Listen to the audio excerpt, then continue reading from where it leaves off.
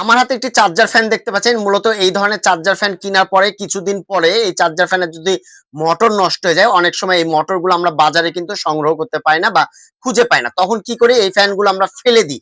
আসলে ফেলার কোনো প্রয়োজন নাই। আজকের ভিডিওটি যদি সম্পূর্ণ দেখেন তাহলে এই ধরনের নষ্ট যত ফ্যান আছে যদি মোটর না কিনতে পান, কিভাবে এই মোটরগুলোকে পুনরায় রিপেয়ার করে আবার ব্যবহারযোগ্য করবেন, এর জন্য আজকের ভিডিও কন্টেন্টটি তৈরি করেছি। ভিডিওটি ভালো লেগে থাকলে সবার মাঝে ভিডিওটি শেয়ার করে দিবেন। কেননা আপনার একটা শেয়ারের মাধ্যমে আপনি নিজে শিখতে পারছেন, আপনার বন্ধু-বান্ধবকে শিখাতে পারছেন। তো চলুন আপনাদেরকে দেখাই যে নষ্ট ফ্যানগুলোর যদি মোটর নষ্ট হয়ে যায় তাহলে কি করে বাসাবাড়িতে খুবই অল্প টাকায় আপনি নিজেই রিপেয়ার করতে পারেন। যে ফ্যানটার বিষয়ে কথা বললাম সেই ফ্যানটা আপনারা দেখতে পাচ্ছেন। এই ফ্যানটাতে আমাদের পাওয়ার আছে কিন্তু কোন রকম ফ্যানটা আমাদের ঘুরছে না। যদি এরকম প্রবলেম হয় আপনার বাসাবাড়িতে কি করে রিপেয়ার করবেন, তো সম্পূর্ণ প্রসেসটা দেখুন। আশা করি আপনারা নিজেরাই করতে পারবেন। এটাতে ডুয়েল ব্যাটারি, ২ টা ব্যাটারি ব্যবহার করা হয়েছে। ঠিক আছে? এরপরে এখানে ২ টা স্ক্রু পাবেন, খুলে ফেলবেন। এই স্ক্রু দুটো আমি আগে থেকে খুলে রেখেছি আপনাদেরকে সহজে দেখানোর জন্য, বোঝানোর জন্য। এরপর আপনারা এরকম একটা খুন্তি বা কিছু নিয়ে খুব সহজে এরকম করে একটা প্রেস করবেন, চাপ দিবেন। তাহলে লকগুলো খুলে যাবে। এগুলো কিন্তু লক করা থাকে, হ্যাঁ? এরকম লক থাকে। এই যে লকটা খুলে ফেললেন।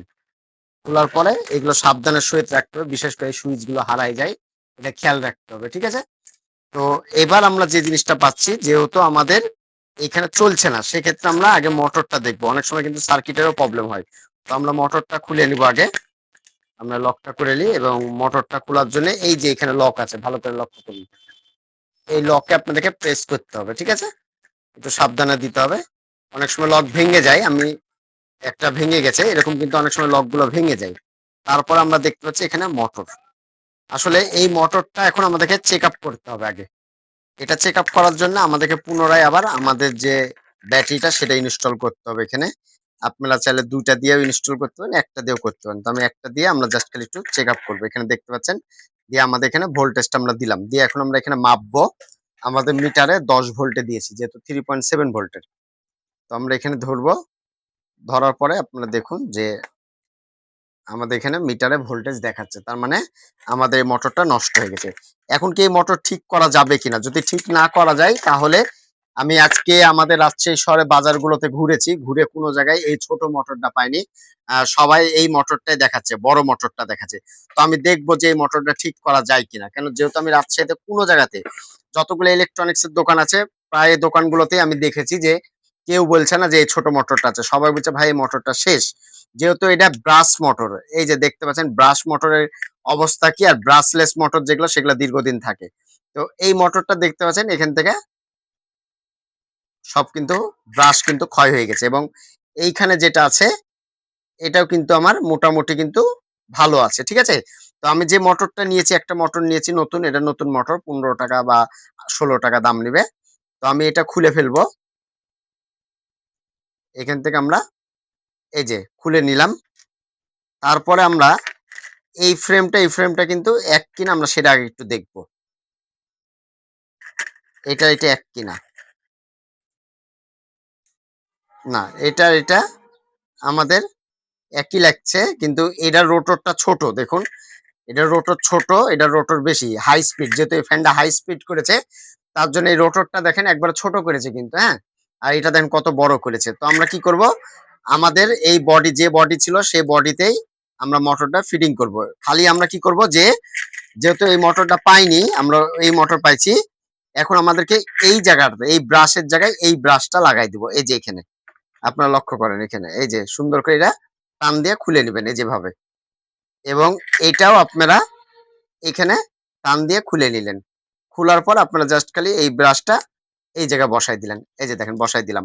কি করলাম আমরা? এটা এখান থেকে বসালাম। মোটর যখন পাবেন না, তখন আপনাদেরকে এই ধরনের কাজ করতে হবে। এরকম ভাবে কেউ আপনাদেরকে বুঝাবে না বা দেখাবেও না কিন্তু, হ্যাঁ? এরপর আপনারা সেম একইভাবে যেভাবে খুলেছেন, সেম ভাবে আপনারা মোটরটা ইনস্টল করে দিবেন। এই যে এখানে লক আছে। আইডিয়াটা কেমন হলো অবশ্যই কমেন্ট করবেন, হ্যাঁ? আমি যে বুদ্ধিটা করলাম, এই বুদ্ধিটা কেমন হলো আপনারা অবশ্যই কমেন্ট করবেন। ঠিক আছে? তো আমরা এখন এখান থেকে তারটা খুলে নিব এবং এখানে আমরা সোল্ডার করব। আমাদের কিন্তু ছোট মোটর হয়ে গেল, আমরা কিন্তু বড় মোটর কিনে নিয়ে এসে ছোট মোটরটাকে রিপেয়ার করছি। জাস্ট খালি যে আমাদের যে ব্রাশটা আছে এই ব্রাশটা আমরা কিন্তু চেঞ্জ করে নিচ্ছি। হ্যাঁ,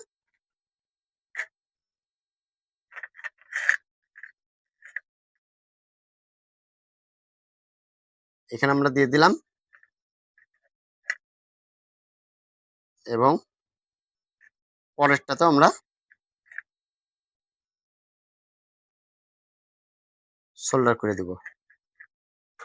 তো আলহামদুলিল্লাহ এটা আমরা কাজ করলাম। এখন হলো আমাদের যে ব্যাটারিটা আছে সেটা আমরা এখানে ইনস্টল করব।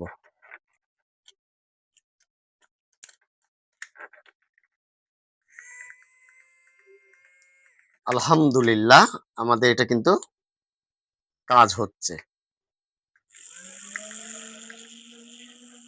ঠিক আছে, তো আমাদের এটা কিন্তু কাজ হচ্ছে। তো আমরা কি কাজ করলাম, আমরা যেহেতু মোটরটা পাইনি, আমরা বড় মোটর কিনেছিলাম। এই বড় মোটরটা যেটা আপনাদেরকে দেখালাম, রেড কালারের বড় মোটরটা কিনলাম, করার পরে এইখানে যে ব্রাশটা নষ্ট হয়ে গেছিল আমরা ব্রাশটা জাস্ট খালি ওখানে ইনস্টল করলাম। আলহামদুলিল্লাহ এটা ওকে হয়ে গেল। এখন এটা এই মোটরগুলোতে যদি হালকা একটু আওয়াজ হয় তাহলে আপনাদেরকে এই বরাবর একটু কিন্তু টাইট দিতে হবে। এই কাজটা কিন্তু আপনাদেরকে করতে হবে, এভাবে দিতে হবে। আর যদি একটু বেশি আওয়াজ হয় বা কিছু হয় তাহলে আপনাদেরকে একটু থিনার দিয়ে দিতে হবে, যে থিনার দিবেন বা একটু ইয়া দিয়ে দিবেন। ঠিক আছে, তো আলহামদুলিল্লাহ এটা আমাদের কমপ্লিট হয়ে গেল। এখন আমরা পুনরায় আবার এটাকে আগের অবস্থানে ফিটিং করব। তো এই যে লকটা, এখান থেকে লকটা ভেঙে গেছে, একটা লক ভেঙেছে, এটা কোনো সমস্যা নেই। আপনারা চাইলে এখানে সুপার গুলো আঠা দিয়ে পুনরায় কিন্তু লকটাকে আবার ব্যবহার করতে পারেন। তো আমরা এখানে আগের পর্যায়ে আমরা ফিটিং করে দিলাম, একটা লকে কোনো সমস্যা নেই। তো আমাদের যে ফ্যানটা আছে মোটরটা, এটা আমরা এখানে ফিটিং করে দেবো, একটু চেড়ে দিব। হ্যাঁ, একটু চেড়ে দিব তাহলে আরো ভালো হবে। এবং আমাদের যে সুইচটা, কাজটা কিন্তু সিম্পল। দেখেন এরকম ভাবে আপনাদেরকে কেউ বুঝাবে না। ঠিক আছে, আমি যেভাবে আপনাদেরকে দেখাচ্ছি এভাবে কেউ দেখাবে না ভাই। তো ভিডিওটা নিজে শিখবেন, আরো 10 জনের কাছে ভিডিওটা শেয়ার করে দিবেন। ঠিক আছে, এবং আমাদের যে আরেকটা ব্যাটারি আছে, তো আলহামদুলিল্লাহ আমাদের ফ্যানটা কিন্তু কমপ্লিট হয়ে গেল। আমি যদি একটু বাতাস দেখে আপনাদেরকে দেখেন, এই যে আমি এই যে দিচ্ছি, এই যে দেখেন। তো আলহামদুলিল্লাহ এইভাবে আপনারা আপনাদের ফ্যানগুলো কিন্তু রিপেয়ার করতে পারেন। তো যাই হোক, এখন যে বিষয়টা নিয়ে কথা বলবো সেটা হলো আমার ইউটিউব চ্যানেল রবিল ইলেকট্রনিক্স। এই চ্যানেলটি অবশ্যই আপনারা সাবস্ক্রাইব করবেন, রবিল ইলেকট্রনিক্স। আর হলো এই ভিডিওগুলো আমি যেগুলো বানাই, এই ভিডিওগুলো সবার মাঝে একটু শেয়ার করে দিবেন।